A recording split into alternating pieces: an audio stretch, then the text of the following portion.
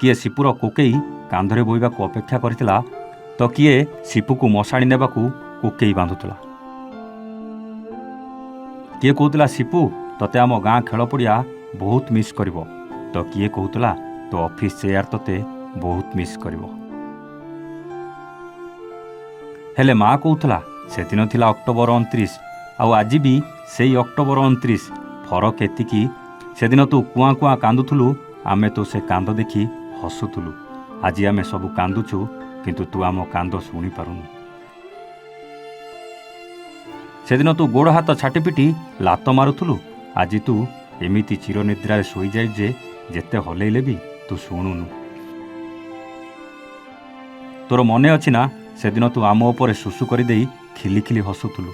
ଆଜି ଆମ ହସ ଯେମିତି ଗାୟବ କରିଦେଇ କୁଆଡ଼େ ଚାଲିଯାଇଛୁ। ତୋ ବାପା ସିନା ଲୁହକୁ ଛିଣ୍ଡା ଗାମିଛାରେ ଲୁଚେଇ ଦେଉଛି, ହେଲେ ମୋ ପଣ ତ ଲୁହରେ ଭିଜିଗଲାଣି ରେ। କେମିତି ସହିବି ମୁଁ ବା ମା।